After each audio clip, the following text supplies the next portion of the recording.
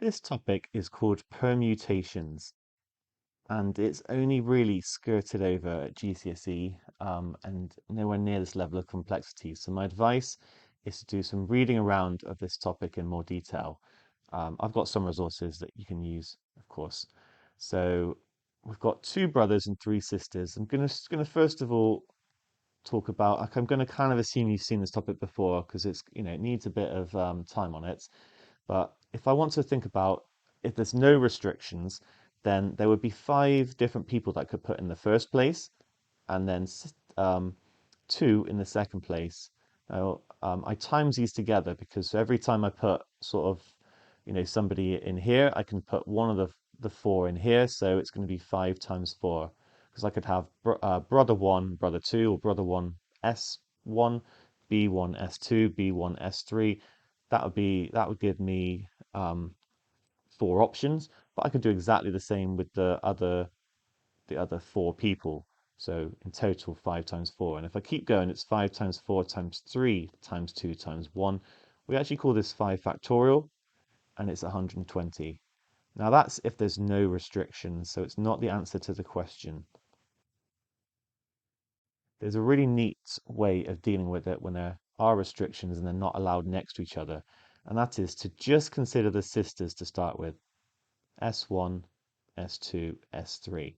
Now they have no restrictions, so I can rearrange them however I want, and it's going to be in 3 factorial ways. I'm going to introduce the first brother now, and there are 1, 2, 3, 4 places that they can go. They can either go in between or on the end. And so I would times this by 4 because if I put them at the front, I can then rearrange the sisters in 3 factorial ways. If I put them here, I could rearrange the sisters, and the same for this one and this one. That's why I'm times them by 4.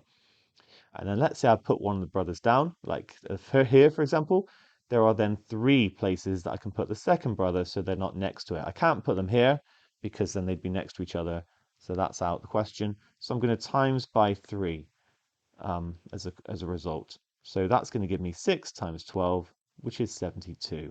And that's the answer.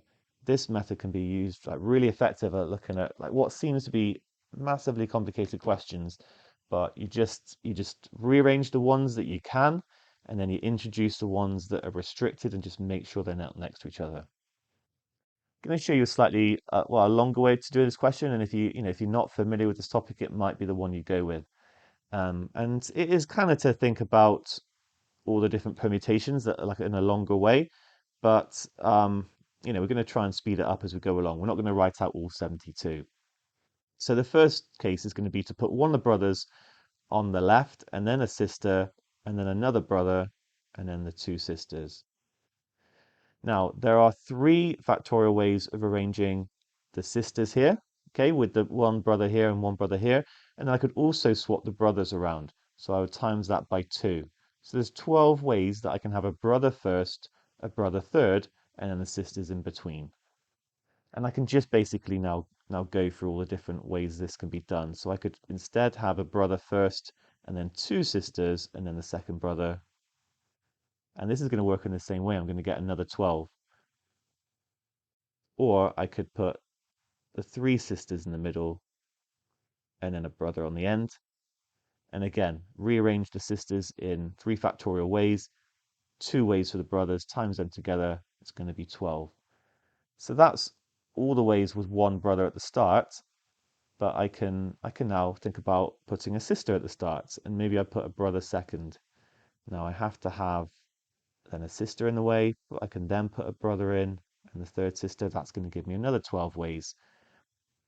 Or I could put a brother second and then have 2 sisters there and then the brother last. Okay, I haven't repeated any, and remember within these I've got all the permutations where I'm moving them around, and there's just one more scenario. I can have it's going to be the 3 sisters, no, not the 3 sisters, sorry, 2 sisters and then a brother. I've not yet looked at this one with then another sister and then the brother last. And I hope you can convince yourself that those are all the possibilities that you could have. You can't put the brothers next to each other.